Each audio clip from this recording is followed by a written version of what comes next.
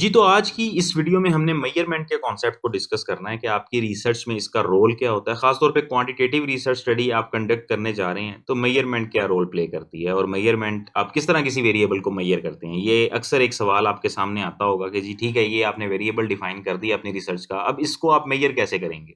उसका मतलब ये होता है कि उस वेरिएबल का एक्सटेंट या फिर उसका किसी दूसरे के ऊपर कोई इम्पैक्ट अगर आप देखना चाह रहे हैं, तो कैसे पता चलेगा?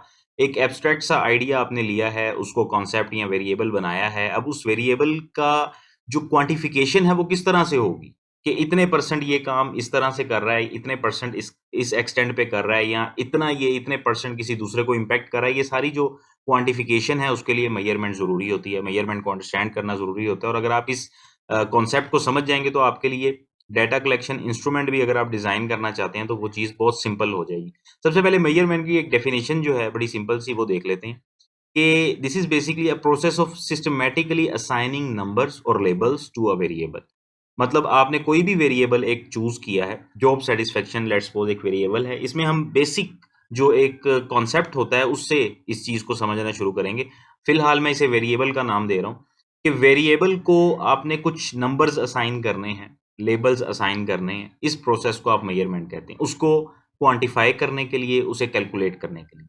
मेजरमेंट का जो प्रोसीजर है, ये जो प्रोसेस है, ये रिसर्चर्स को बेसिकली हेल्प करता है कि वो मुख्तलिफ वेरिएबल्स के जो एट्रीब्यूट्स हैं उन्हें क्वांटिफाई कर सकें, उनको कैलकुलेट कर सकें। उनकी असेसमेंट जो एक कैलकुलेशन है वो किस तरह से परफॉर्म होगी अगर आप अपने वेरिएबल को क्वांटिटेटिव टर्म्स में डिफाइन कर पा रहे हैं तो उसी की बेस पर आप स्टैटिस्टिकल एनालिसिस करेंगे और कुछ ना कुछ कंक्लूजन्स ड्रॉ करेंगे। ठीक है, तो ये जो आपको रिसर्च में नजर आता है ना, इवेल्युएशन ऑफ इम्पैक्ट या identification of the extent of something, तो वो आइडेंटिफिकेशन ऑफ एक्सटेंट, मैग्नीट्यूड को या फिर उसके इम्पैक्ट को अंडरस्टैंड करने के लिए उसके पीछे मेजरमेंट ही होती है, मेजरमेंट का कॉन्सेप्ट होता है। अब ये कुछ प्रोसीजर्स होते हैं मेजरमेंट के, ठीक है, जो कि बेसिकली एम्पिरिकल डाटा को डेवलप करने में हमारी हेल्प करते हैं। किसी भी कॉन्सेप्ट को एम्पिरिकली या क्वांटिटेटिव टर्म्स में डिफाइन करने के लिए हमारी हेल्प करते हैं।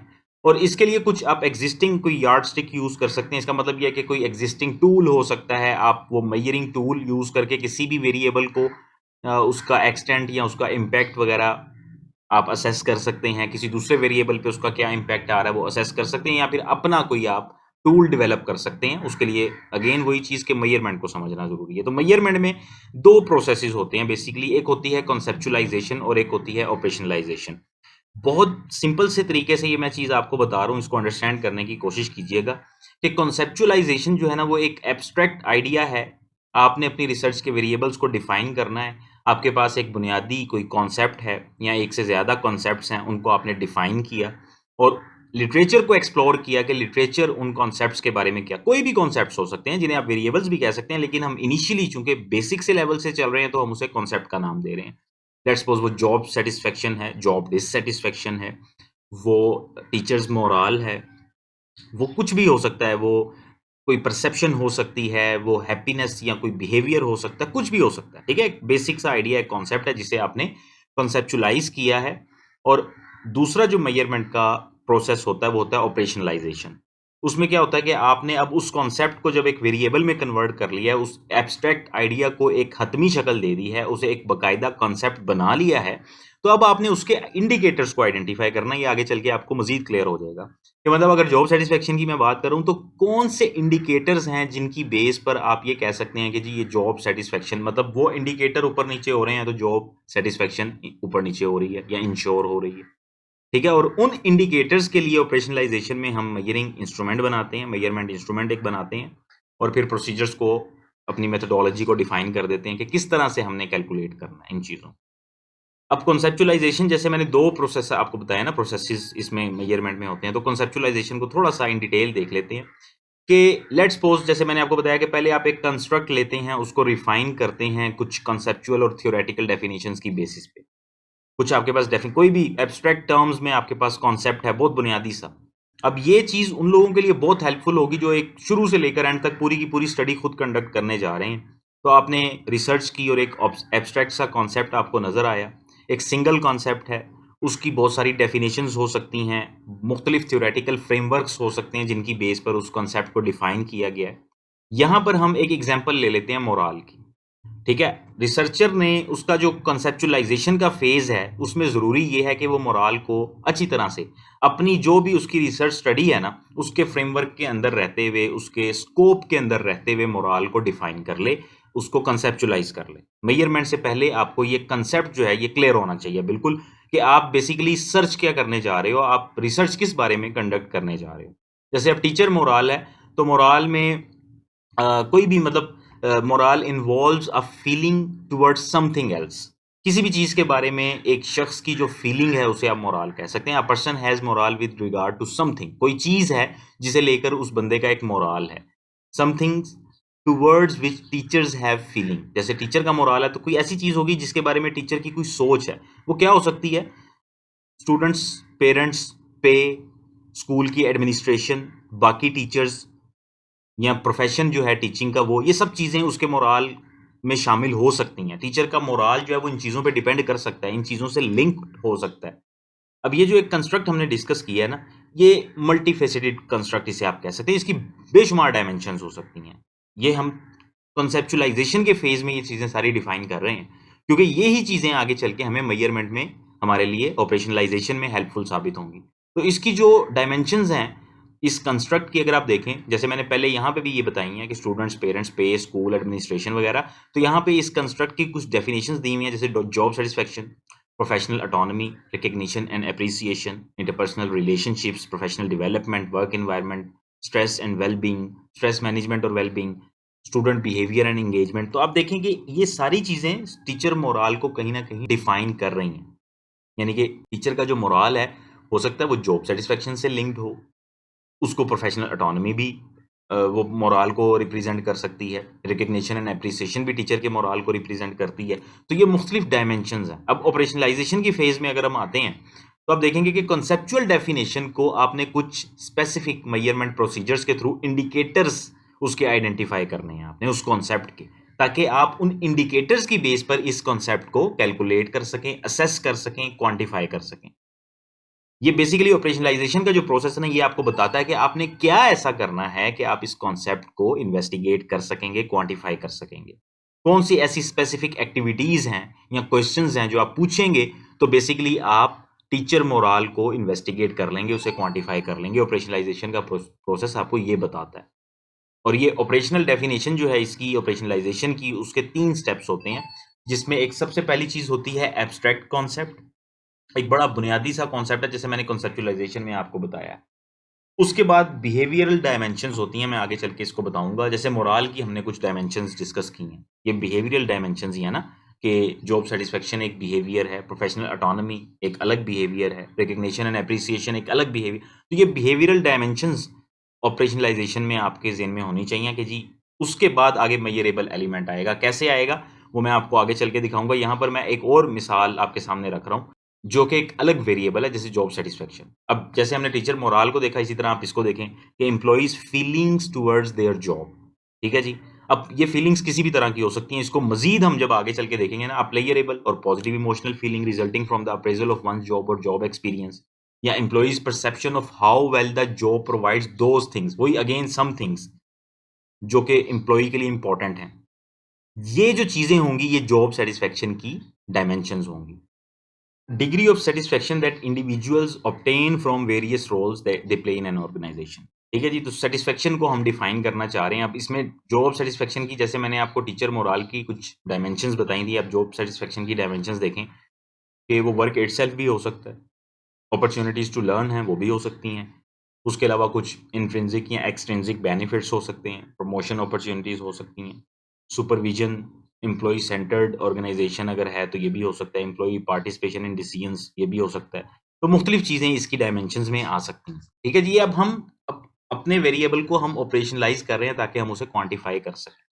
अब जो डायमेंशंस आपने आइडेंटिफाई करनी है ना, उसके लिए आपको ये चीज़ ध्यान में रखनी है कि डायमेंशंस के कुछ एलिमेंट्स होते हैं। आपने हर डायमेंशन को उस एक्चुअल पैटर्न और बिहेवियर में उसको बेसिकली एक्सपैंड करना है, उसको ब्रेक डाउन करना है। Breaking each dimension further into actual patterns of behaviour that would be exhibited, जो कि आप उनको महसूस कर सकें, उन्हें कैलकुलेट कर सकें। जैसे वर्क इटसेल्फ की अगर हम बात करें, मैंने आपको पहले डायमेंशन बताई, मैं एग्जांपल साथ इसलिए दे रहा हूं ताकि चीज़ मजीद क्लियर हो जाए। कि जॉब सेटिस्फेक्शन की हमें डायमेंशन का पता लग गया, ये डायमेंशंस थी। अब उन डायमेंशंस के एलिमेंट्स पे हम जा रहे हैं। तो वर्क इटसेल्फ, इसके एलिमेंट्स क्या हो सकते हैं? Opportunities for advancement. अगर मतलब कोई बंदा अपनी काम को लेकर वो कह रहा है ना कि मैं सेटिस्फाइड हूँ, काम की कुछ इस तरह के एलिमेंट्स हैं जो उसकी सेटिस्फेक्शन को इंश्योर कर रहे हैं, तो वो एलिमेंट्स क्या हो सकते हैं कि वहां पर अपॉर्चुनिटीज फॉर एडवांसमेंट है। अच्छा, यहाँ पे एक और चीज इनमें रखिएगा कि ये जो वर्क इटसेल्फ के एलिमेंट्स हैं, यानी डायमेंशंस के जो एलिमेंट्स हैं, इनको आप और दूसरी मुख्तलिफ डायमेंशंस का नाम भी दे सकते हैं। लेकिन यहाँ पर हम क्योंकि इसको डिफाइन करना चाह रहे हैं, मजीद ब्रेक डाउन करना चाह रहे हैं, ताकि वो विजिबल पैटर्न्स हमारे सामने आ जाएं जिन्हें हम क्वांटिफाई करेंगे, तो इसलिए अब वर्क इटसेल्फ को हम मुख्तलिफ कॉन्टेक्स्ट के तनाजुर में देख रहे हैं, मुख्तलिफ पर्सपेक्टिव से देख रहे हैं कि क्या चीज़ हो सकती है जो वर्क एम्प्लॉई की जॉब सेटिस्फेक्शन बन जाए। तो उसमें जी अपॉर्चुनिटीज फॉर एडवांसमेंट हो सकती है, सेंस ऑफ अकम्पलिशमेंट, काम ऐसा है कि वो बंदा कर लेता है और वो बड़ा खुश होता है कि मैंने कर लिया है। चैलेंजिंग वर्क है, कुछ लोगों को ये चीज़ बहुत सेटिस्फाई करती है कि वो कोई ऐसा काम करें जिसमें वो इंगेज होते हैं, उसमें उनकी कैपेबिलिटीज़ को वो यूज़ करते हैं। या रूटीन वर्क है कि बंदा उसमें बहुत एक्सपर्ट है और वो उसके लिए कोई मसला नहीं है। तो इसके मुख्तलिफ एलिमेंट्स हो सकते हैं। आपने अब यहाँ जो क्वांटिफिकेशन है वो इन एलिमेंट्स पे होगी। आपने हर एलिमेंट पे एक क्वेश्चन बनाना है, एक स्टेटमेंट बनानी है और देखना है कि स्केलेबिलिटी क्या है उन क्वेश्चंस की, वो क्वेश्चंस किस हद तक उसको उस यहाँ पे जब हम अगली वीडियो में जाएंगे ना, तो वहां पे हम ये स्केलेबिलिटी के ऊपर बात करेंगे कि स्केल उन्हें कौन सा देना है आपने, और वो क्वेश्चन किस हद तक उस एलिमेंट को या उस डायमेंशन को क्वांटिफाई करने में कामयाब हो रहा है, उसे एक्सप्लेन करने में कामयाब हो रहा है। ये जो क्वेश्चंस आपने बनाने हैं, ये बेसिकली आइटम्स होती हैं जो आपके क्वेश्चनेयर में आपको मुख्तलिफ क्वेश्चनेयर्स में नजर आती हैं। अब जैसे यहाँ पे देखें, ये स्टेटमेंट्स आप देख रहे हैं, I have a good opportunity for advancement in my job. तो ये जॉब सेटिस्फेक्शन के लिए हमने एक क्वेश्चनेयर प्रिपेयर किया है, और ये इसके क्वेश्चन जब आप देखेंगे तो आपको पता लग जाएगा ये जो ऊपर डायमेंशंस हमने जिक्र किए हैं, उन डायमेंशंस के फर्दर कुछ एलिमेंट्स हैं, और हर डायमेंशन के एलिमेंट्स के ऊपर हमने एक स्टेटमेंट बना दी है। अब वो इसकी स्केलिंग हमने कर दी है यहाँ सामने कि जी ये लिकर्ट स्केल पे हमने डाटा ले लेना है उससे, और जो बंदा इससे एग्री करता जाएगा, इसका मतलब कि वो उसकी जॉब सेटिस्फेक्शन बेसिकली हम इंश्योर कर रहे होंगे और आइडेंटिफाई कर रहे होंगे। अगर एक बंदा हर चीज से एग्री करता है तो 100% उसकी जॉब सेटिस्फेक्शन, इसका मतलब कि उसकी जॉब सेटिस्फेक्शन 100% है। ये सारा कुछ किए बगैर आप ये बात नहीं कह सकते कि वो जॉब उसकी 100%, मतलब वो रिसर्च बेस्ड चीज नहीं होगी। एक बंदा कहता है मैं जी I am fully satisfied with my job, लेकिन जब आप उससे ये क्वेश्चंस पूछते हैं तो इनके वो जवाब देता है, डिसएग्री करता है इन चीजों से। तो इसका क्या मतलब है कि वो जो जॉब सेटिस्फेक्शन का स्केल आपने बनाया है, और जॉब सेटिस्फेक्शन की अगर कोई इस तरह के एलिमेंट्स हैं जो टेस्टेड हैं, वेरीफाइड हैं, उन एलिमेंट्स के मुताबिक वो सेटिस्फाइड नहीं है। अदरवाइज अगर वो खुद कह रहा है तो उसकी फिर कुछ ना कुछ उसकी परसेप्शन इस हवाले से कुछ और होगी, उसके नज़दीक जॉब सेटिस्फेक्शन की डेफिनेशन ही कुछ और होगी। ये सारी चीज़ें उसमें आ जाती हैं। तो यहाँ पे आपको ये चीज़ समझ आई ना, ये मैंने बहुत सिंपल अपना रखने की कोशिश की है इसको, कि जॉब सेटिस्फेक्शन एक मेन कॉन्सेप्ट था जिसे हमने डिफाइन किया, एक एब्स्ट्रैक्ट कॉन्सेप्ट था उसे हमने डिफाइन किया, वो एक वेरिएबल में हमने उसे कन्वर्ट किया। उसके बाद उसकी डायमेंशंस को आइडेंटिफाई किया, और उन डायमेंशंस के एलिमेंट्स पे हमने ये क्वेश्चन, मुख्तलिफ डायमेंशंस के एलिमेंट्स पे ये क्वेश्चंस बनाए। I feel very very comfortable with my को वर्कर्स। तो ये को वर्कर की जो डायमेंशन है उसके एलिमेंट में ये चीज़ आ सकती है कि कंफर्टेबिलिटी लेवल जो है, उसका कंफर्ट लेवल जो है वो अपने को वर्कर्स के साथ बहुत अच्छा है। My pay is adequate to met my necessary to meet my necessary expenses. मतलब मेरी पे, तो ये उसमें जो रिम्यूनरेशन या फिर कंपनसेशन वाला डायमेंशन है उसके एलिमेंट्स में ये चीज़ आ सकती है कि पे अच्छी है। ठीक है जी। इसी तरह ये सारे के सारे स्टेटमेंट्स अगर आप देखेंगे तो आपको जॉब सेटिस्फेक्शन से रिलेटेड जो मुख्तलिफ डायमेंशंस हैं उनके एलिमेंट्स पे ये स्टेटमेंट्स हमने बना दी, और उसके बाद ये हमारा हो गया काम, हमने अपना क्वेश्चनेयर भी डेवलप कर लिया एक स्पेसिफिक वेरिएबल को लेकर।